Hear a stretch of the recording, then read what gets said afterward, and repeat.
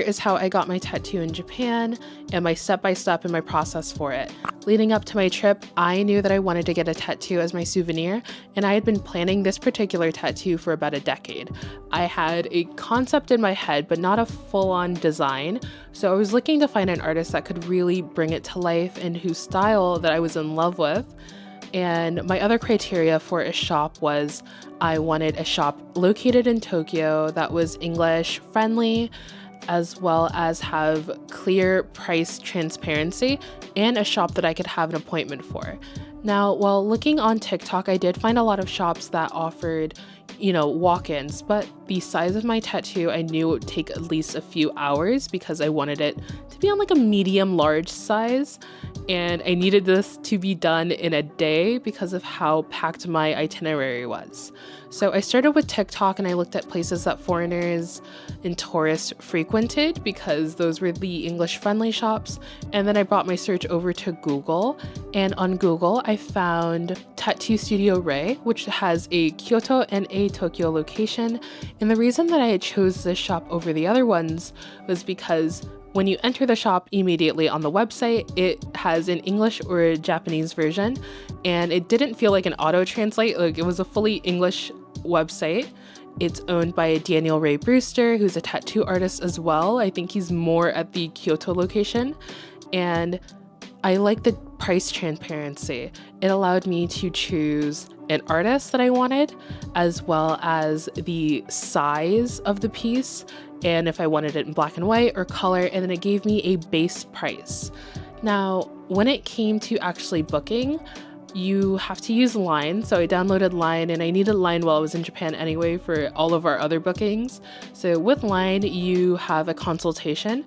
You let them know in, fully English consultation, mind you. So I let them know what tattoo I wanted. I described it as I wanted spider lilies. I sent them a bunch of references that I explained to them what I liked about each reference and what I would want. And I really left it up to the artist. I just knew that I wanted like 2 spider lilies, and there were some elements in the references that were overlapping elements. I also sent them a photo of the area that you want tattooed. So I sent them a photo of my upper back. They let me know what was possible, what sizing. Also, when it came to availability, I let them know what days I had available, and they let me know what worked for them. So they had the artist Bun, and his art is amazing. I looked through his socials, and his portfolio was absolutely stunning. And I booked with Bun. I sent my deposit online, like directly, just used my credit card, sent it online. And the deposit does go towards your final price of the tattoo. So I paid that on the day of the tattoo. I really like that they were very clear about expectations on what could and could not be done, and like the time limitations as well. And I pretty much gave Bun full creative freedom for my tattoo. I just said I wanted 2 spider lilies and that I trusted him, and I paid my deposit, I think about 2 weeks before I actually went to Tokyo. 2 days before my appointment, Bun sends me his sketch for the tattoo. It's absolutely stunning. I received the sketch on the 9th and my appointment was on the 11th. I wanted 2 spider lilies, the center of my back, and I wanted it to have a tie at the bottom, similar to like the charm, the Aomori charm. I didn't really tell him anything else, and he made this beautiful scenic design. And this is the trust the process area. I didn't know how I felt initially about the circle. I thought it felt kind of out of place, but I'm like, hey, I trust him. So I said, this is perfect, we're good to go. And on the day of the 11th, my actual tattoo, I have my tattoo ritual. I, ate a good breakfast. I took a taxi because I didn't want to get all sweaty, and I also didn't want to risk being late. Once I got to the area, there is a 7-Eleven just down the road, so I grabbed some snacks, some water, juice, and like a pastry to make sure like blood sugar didn't drop, and wore a shirt that was like open back so he had easy access to the tattoo.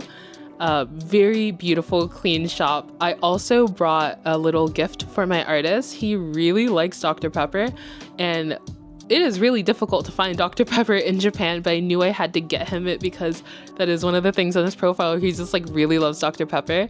So I brought him a gift and we went over the sizing for my tattoo one more time. I opted for the larger size and I paid the rest. We got started.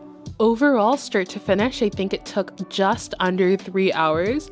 We took a couple of breaks here and there. I think I took a break maybe 3 or 4 times just to like stretch out. And honestly, the tattoo didn't hurt. I think while I was getting tattooed, I was like, oh, this is great. I can get another tattoo, no problem. But in the final stretch, when he was tattooing, you know, that circle that I was unsure about, turns out that was a moon.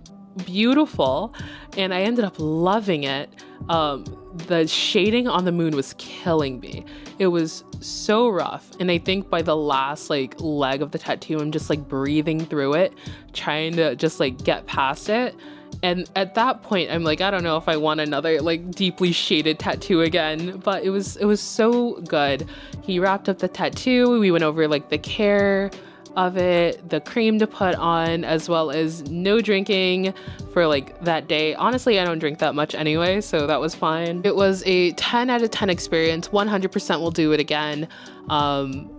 Definitely with the same shop. I love them. I love the whole experience. I love the transparency. I love the communication. It was just so good. I'll list their socials in case you want to book with them, because I do think finding a tattoo shop and booking an appointment was more stressful than it needed to be, especially with all of like the research that you have to do.